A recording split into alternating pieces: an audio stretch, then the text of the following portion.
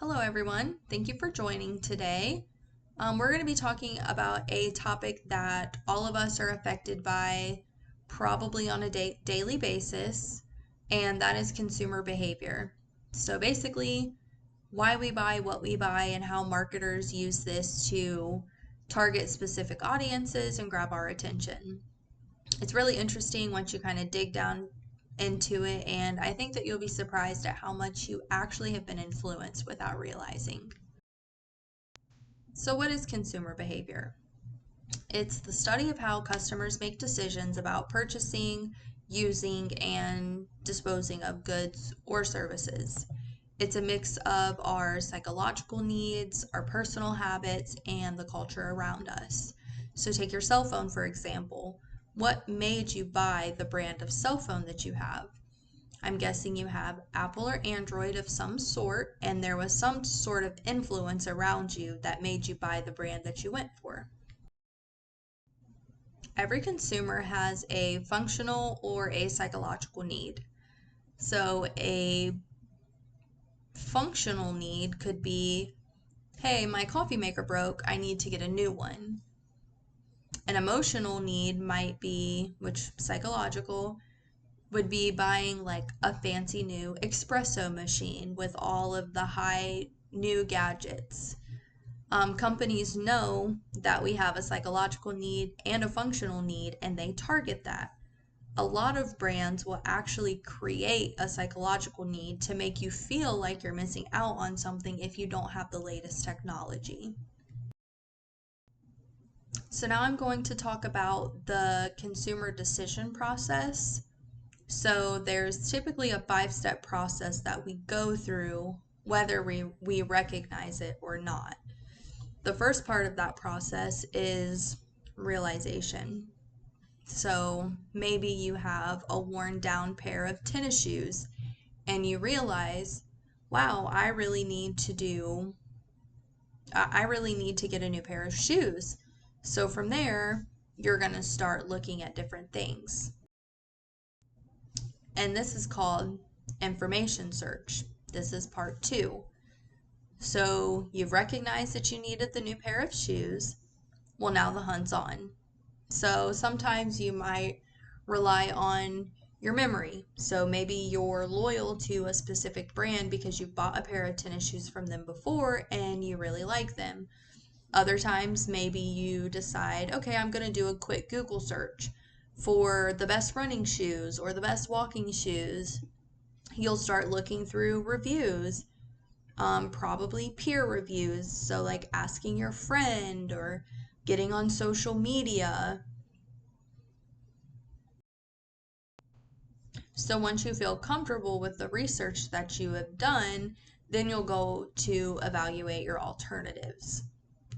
So, now you're weighing your options. You've probably considered multiple different brands. Um, and now you're set either on only brands that you remember, ones that stuck out the most to you. And now you're going to make what we call a trade off, which is okay, maybe I'm going to pay a little bit more for better features. So maybe it's got like the cloud foam in it, or maybe it's got better support. What features are going to be a trade off for a higher price? We also have things like deal breakers. If it's over this amount, then I'm not going to buy it. But if it's under this amount, I'm not going to buy it either because it's probably not going to be great quality or something that I'm specifically looking for. Maybe it's got to do with the color. Maybe you refuse to wear white and you only want black, or maybe you want blue, but you can only find red, different things like that. So now you have gone through several different steps. You've recognized that you have a need. You have done your information search. Everything's ready to go. You've evaluated your alternatives, and now it's time to pay for your product. So you chose a specific product and either you checked out and you're feeling great about it, Or maybe times you've checked out and you start to feel a little bit of regret because you've spent so much money. A lot of people call this buyer's remorse. It's that little voice in your head that's like, uh-oh, maybe I shouldn't have spent that much money. Did I really get the best quality that I paid for? Was there a cheaper option? Did somewhere else have a sale going on? Things like that. And some people, they'll even circle back and they'll start the decision process all over again. They'll decide, okay, I'm going to return this and try to find something a little bit better. So let's get back into influences on consumer behavior a little bit. It's not just about personal taste, it's about psychology. So the culture around you, what's trending at the moment, what's everyone else using. Um, one of my it's one of the biggest things that I personally can think of in my own life is how I get influenced is, you know, fall comes around and all the pumpkin spice starts coming out and everyone's going crazy. They want their pumpkin spice lattes, they want their chai with whatever.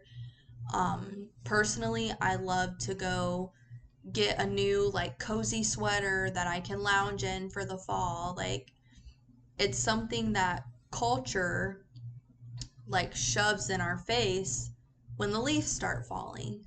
Fall's coming, so that means that pumpkin's coming, or apple cider, or new cold weather wear. So, like hoodies, sweaters, whatever the new thing is at the time.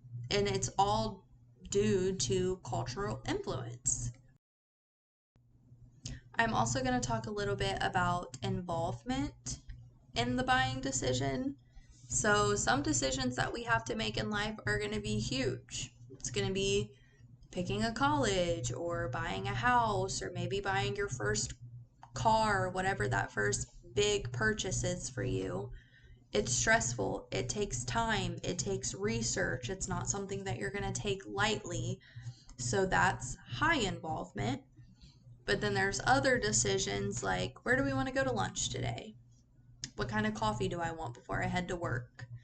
It takes little to no thought. It's low involvement. So, yeah, consumer behavior is a big mix of psychology, culture, the new trends, whatever's hot right now.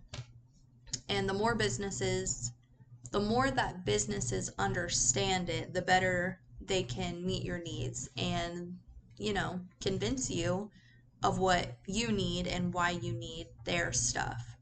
So I hope you learned something today. Thank you for watching, and I hope you have a great day.